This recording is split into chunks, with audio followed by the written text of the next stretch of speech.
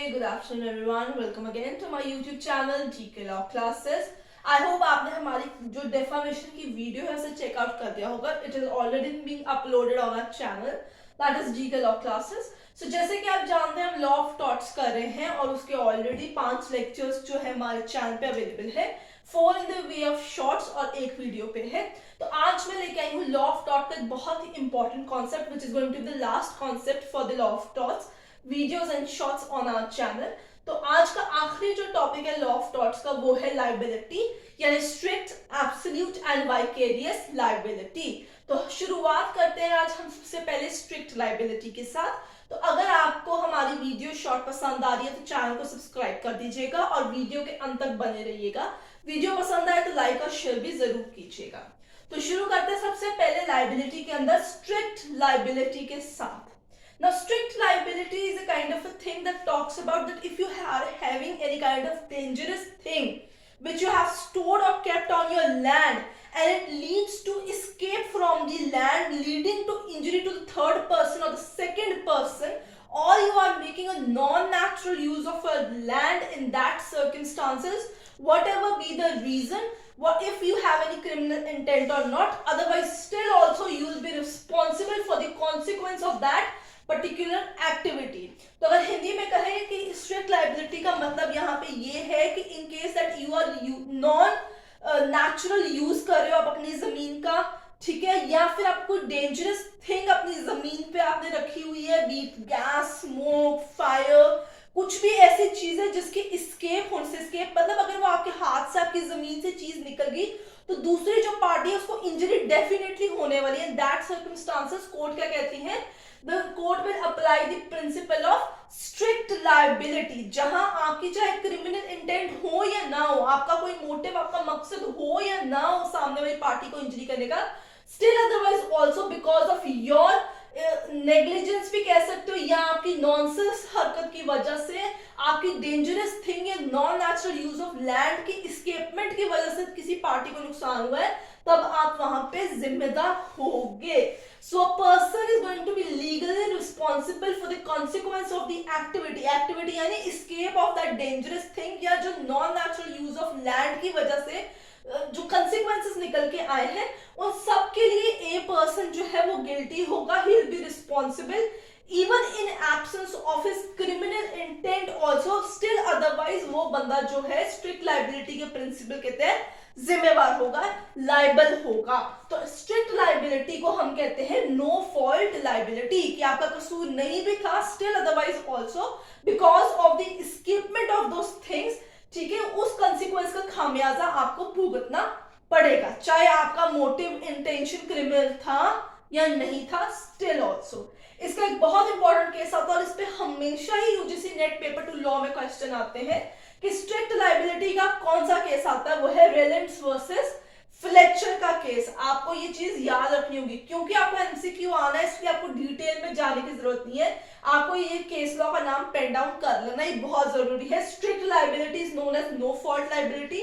Important case है Rylands versus Fletcher का केस. अब इसके एसेंशियल देख लीजिए. डेंजरस थिंग्स रखी हुई है आपने अपनी जमीन पे, non natural use of land कर रहे हैं आप अपनी जमीन का, ठीक है, और that things leads to escapement from your own land, वो आपकी जमीन से उठ के दूसरे को नुकसान पहुंचा रही है. ये चीज बहुत जरूरी है in order to constitute your liability under the principle of strict liability. Escape का केस है रीड वर्सेस लियंस और दूसरा जो केस है non natural use of land वो सस्कैची वर्सेस सैस का केस है.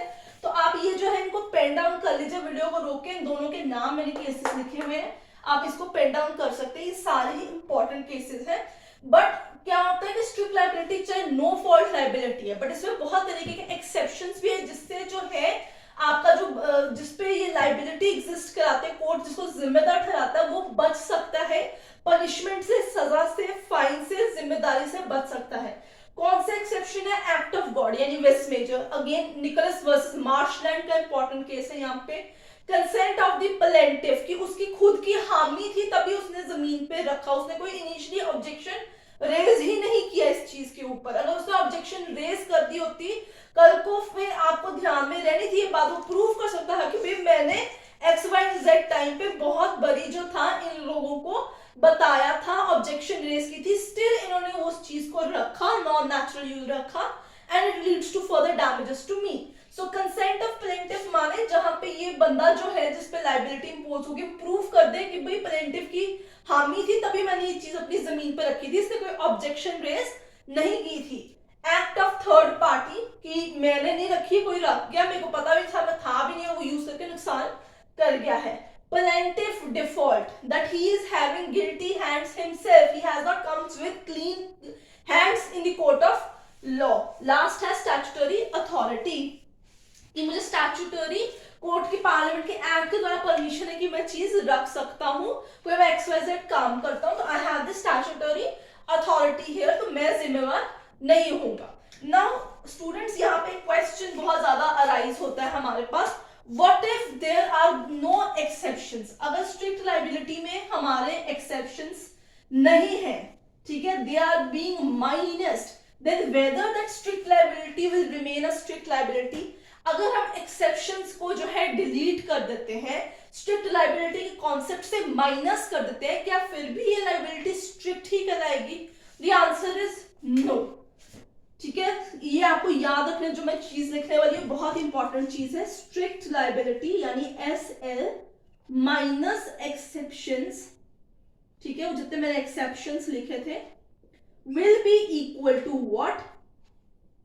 Absolute liability. जब हम एक्सेप्शंस को स्ट्रिक्ट लाइबिलिटी में से माइनस कर देंगे तो किस कॉन्सेप्ट का इजाद होगा? एब्सोल्यूट लाइबिलिटी के कॉन्सेप्ट का इजाद होगा। ये इंडियन कॉन्सेप्ट है। भोपाल गैस ट्रेजेडी जो वाले जब कांड हुए थे, ओलियम गैस लीकेज वाला जो केस हुआ था, तब ये कॉन्सेप्ट जो है ऑनरेबल सुप्रीम कोर्ट ने इंट्रोड्यूस कराया था कि हम एक्सेप्शंस को नहीं मानेंगे, चाहे आपके जो भी कारण रहे हो, बट अगर इनमें ये चीजें हुई हैं तो आपकी लाइबिलिटी 100% आपकी ही है। आप एक्सेप्शन का हवाला लेके लाइबिलिटी से बच नहीं सकते हो। This is a very important topic. आप कह सकते हैं ये एक इंडियन कॉन्सेप्ट है,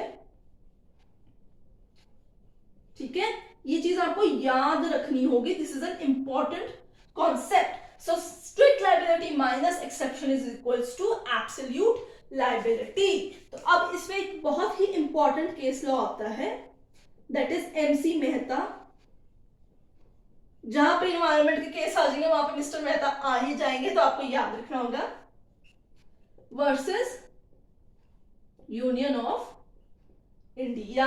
अब ये केस कौन सा था? ये ओलियम जो गैस थी ना, वो वाला केस था, गैस लीकेज का केस था। तो मैंने ब्रैकेट में ओलियम गैस लिख दी हुई है, बहुत बड़ी केस के आगे ऐसे लिखा होता है जिससे आपको याद रहे कौन सा केस था।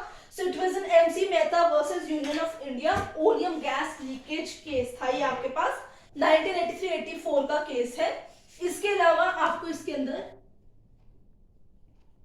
भोपाल गैस ट्रेजेडी जो हुई थी, ठीक है, आई होप आप लोगों को पता होगा, 1985 में union carbide versus union of India का केस आया था। उस दौरान पे उन लोगों ने जो ये गैस चेंबर्स चला रहे थे, कार्बाइड कंपनी थी अमेरिकन, उसको एब्सोल्यूट लाइबिलिटी के प्रिंसिपल के तहत जो था जिम्मेवार करार किया था कि उन्होंने रेजिडेंशियल एरिया के अंदर वो प्लांट लगा के रखा हुआ था अपना, जिसके तहत गैस लीकेज हुई, वो जो उसमें से फ्यूम्स थे बाहर निकले, लोगों की जो थी जान चलेगी। So they were held liable under the concept of absolute liability. So I hope आपको स्ट्रिक्ट और एब्सोल्यूट लाइबिलिटी पता चल गए होंगे, ठीक है। आप इन सबको पेन डाउन कर लीजिए, इनके केसेस के नाम जो है ये याद रखने हैं आपको। अगर कोई डाउट है कमेंट सेक्शन में मेंशन कीजिए। वीडियो पसंद आ रही है लाइक और शेयर कर दीजिए और चैनल को सब्सक्राइब भी कर दीजिएगा। अब आई होप आपको स्ट्रिक्ट और जो आपका एब्सोल्यूट लाइबिलिटी है वो समझ में आ गया है। आज का लास्ट टॉपिक जो लॉ ऑफ टॉर्ट्स का है वो है वाइकेरियस लाइबिलिटी। मैं रिमूव करने वाली हूं, आप प्रीवियसली स्टॉप करके इसको पेन डाउन भी कर सकते हैं।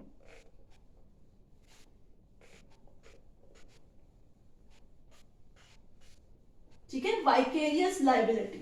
वाइकेरियस लाइबिलिटी अब बिल्कुल अलग कॉन्सेप्ट है, ठीक है। वाइकेरियस लाइबिलिटी, यहां पे भी जो आपका पर्सन होगा जिसको लाइबल किया जाएगा कि उसने खुद ने कुछ भी किया होगा, बट उसके थर्ड पर्सन ने during the course of employment जो है एक एक्टिविटी कर दी होगी जिसका खामियाजा इधर उस पर्सन को करना होगा, ठीक है। So it means it imposes, मैं लिख रही हूं ताकि आप जो है इसका मतलब जो है पेन डाउन कर लीजिए। It imposes liability on one person, ठीक है, for the act done by another person, ठीक है। अनदर पर्सन ने जो एक्ट किया है during the course of his employment जो है उसके दौरान आपको याद रखना होगा, ठीक है। Out of course of employment क्या होगा, फिर वहां पे प्रिंसिपल की जवाबदारी नहीं है। तो अब आपको याद रखने की इसके एग्जाम्पल यानी कौन सी रिलेशनशिप्स के ऊपर ये लाइबिलिटीज जो है इंपोज की जाती है। सबसे पहले प्रिंसिपल एजेंट, ठीक है। अगर एजेंट ने कोई ऐसा एक्ट कर दिया during the course of his employment यानी उसकी ड्यूटी के टाइम्स के दौरान उसने कुछ कांड कर दिया तो एजेंट नहीं जिम्मेवार होगा बल्कि प्रिंसिपल जिम्मेवार होगा। ये चीज आपको याद रखनी है इसके अंदर। Partners if they are doing the work, ठीक है, in the firm they are jointly and severally liable for each others act. और मास्टर सर्वेंट, ठीक है, सर्वेंट ने कोई भी गलत काम कर दिया during the course of his employment, नौकरी के आवर्स के दौरान उसने गाड़ी लेके गया मास्टर की और ठोक दी कहीं पे, किसी का एक्सीडेंट हो गया, जवाबदेही मास्टर की हो जाएगी वहां पे, ठीक है। यानी रिस्पोंडेंट सुपीरियर क्वी फेसिट पर एलियम फेसिट पर से ही हु डज, दूसरे ने किया है तब भी यही माना जाएगा कि 1 नंबर के पर्सन ने ही ये कांड किया है, ठीक है। इसमें इंपॉर्टेंट केस जैसे आप देख सकते हैं, आपके पास आते हैं Lloyd versus grace Smith and company. ये केस बहुत जरूरी है इसके अंदर, ये केस यहां पे जाता है, प्रिंसिपल एजेंट का केस है ये आपके पास, ये आपको याद रखना होगा, ठीक है। और दूसरा केस आता है SBI State Bank of India versus Shyama Devi, ठीक है। ये भी प्रिंसिपल एजेंट का ही केस है, ठीक है। सो आई होप आपको वाइकेरियस लाइबिलिटी, स्ट्रिक्ट लाइबिलिटी और एब्सोल्यूट लाइबिलिटी समझ में आ गया होगा। वीडियो को पॉज कीजिए, केसेस के नाम लिख लीजिए क्योंकि केसेस के नाम पे बहुत सारे यूजीसी नेट में क्वेश्चंस आते हैं। कोई डाउट है अगेन कमेंट में मेंशन कीजिए, पसंद आए लाइक शेयर कर दीजिएगा और चैनल को सब्सक्राइब करना भूलिएगा मत। I will see you with the another subject, till then keep learning.